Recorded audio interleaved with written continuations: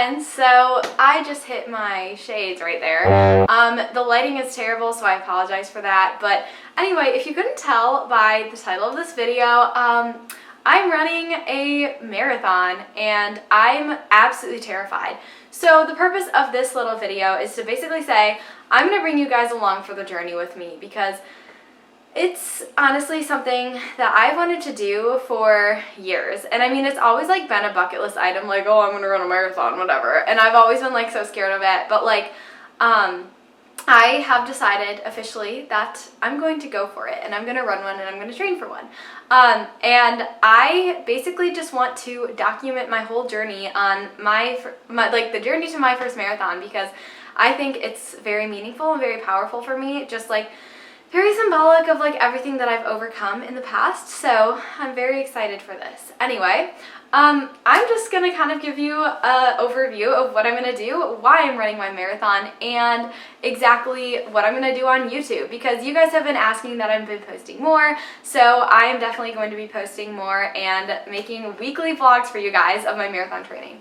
So anyway, a bit of a background. Why am I deciding to run a marathon right now as a first-year PhD student when I have absolutely zero time? Okay, yeah, anyway.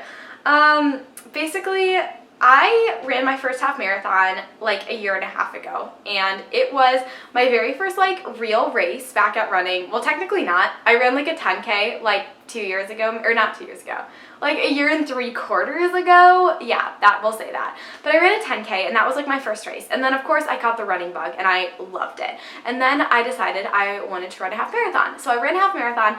It was like October 15th in 2021, and my half marathon went great. I loved it. I kind of hit a wall though, because I definitely didn't understand like the aspect of like carb loading and everything. Like I was strong. I was about like I was about 2 years after recovery and about after 6 months of running total. And my half marathon time for my very first half marathon was 1 hour and 59 minutes, so just under 2 hours. And it was really great. And I had such a great time besides hitting the wall. I was maintaining like an 8:40 pace until like miles 10, when I dropped to like a 10-minute pace because I was just like, I ran out of glycogen. And I did bring like gummies with me, but like I dropped them on the course and by accident, and it was tragic. So anyway, yeah, don't do what I did for my first half marathon, because that was awful, and make sure to carb load. So take that advice. Carb loading is important. Anyway, I run my first half marathon. I get a 1:59 and it was fantastic. Like I said, loved it. Then I decided I wanted to run another half marathon, and this was in my hometown. Where I was born and raised. Also, I'm sorry, my dog is like underneath me, and I filmed a whole video for this. Guys, my dog is literally stealing the show right now. Polly, say hi. I'll do a vlog like this sometime. But anyway, I ran my second half marathon in my hometown, and I was like, I would love to get under 150 just because I knew I could go faster if I didn't hit that wall and if I had trained a little bit better. So I really made sure to prioritize strength training throughout the second cycle, and I was like lifting so much, like 3 times a week. I would do like lower body and then back and biceps, and then like chest and triceps, and then I do a full body day. I'm so sorry, my dog keeps like snorting underneath me, so I apologize that. Polly, go away. Go on. Okay, I'm gonna show you. Beautiful.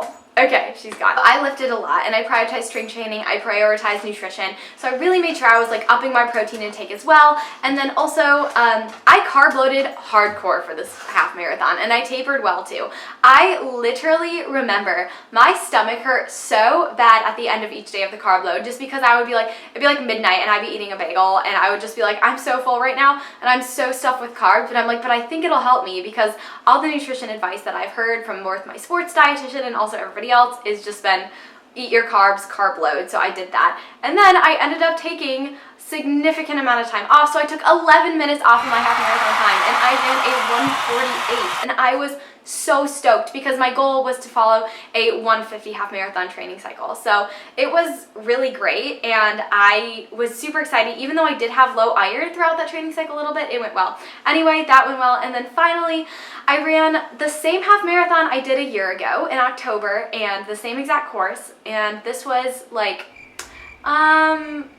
let me see, 5 months. I had to do some math. 5 months after my second half marathon, and the time that I ran was a 1:42. So within 1 year, I took 16 minutes off of my half marathon time, and I do keep getting faster, and my VO2 max keeps increasing, and it just, my training is going really, really well. My body's handled high mileage really, really well, and I have been great. I've been able to build my mileage up, and it's been fantastic. So anyway, within the span of a year, within like my first year of actually racing, I've taken 16 minutes off my half marathon time, and I know that's like pretty average for like the first year type of runner type thing, but like I felt like it was really good. I was talking to a lot of different like run coaches in my life and everything, and a lot of more experienced long distance runners, and they said that, you know, I really have this thing where I want to do a marathon in my hometown, the Bayshore Marathon, because I was born and raised in Traverse City, Michigan, and those streets, I would cheer on the Bayshore Marathon when I was a kid, and I said, how special would it be to have my first marathon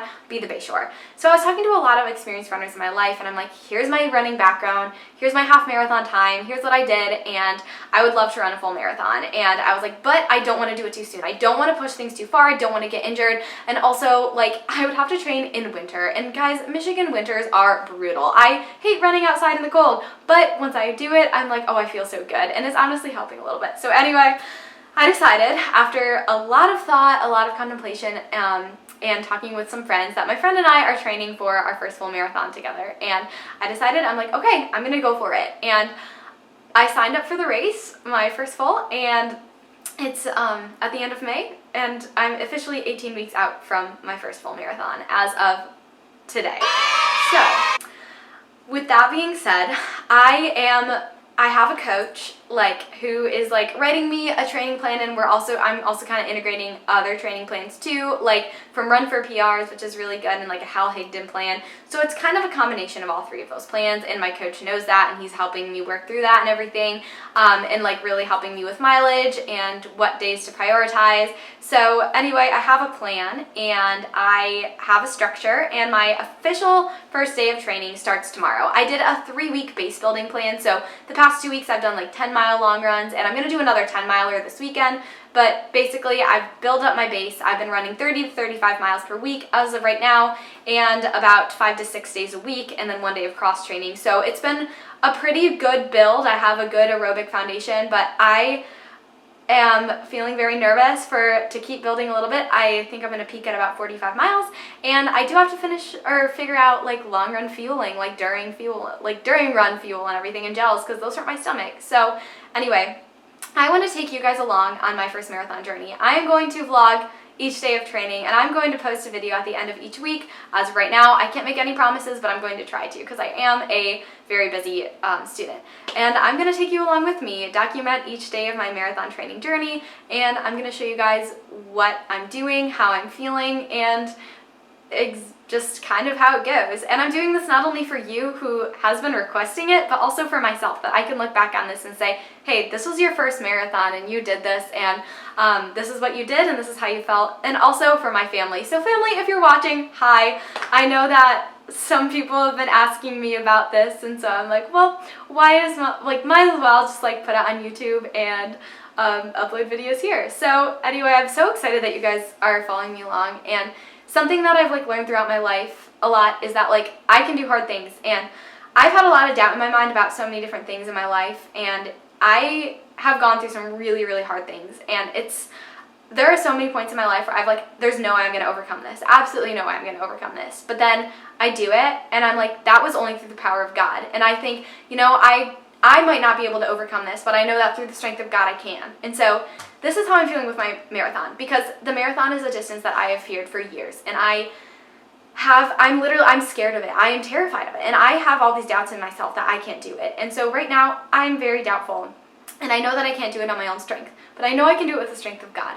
And so I think that this process is really going to draw me closer to God, and really help me find some resilience within myself, and it will also just help me just be more flexible.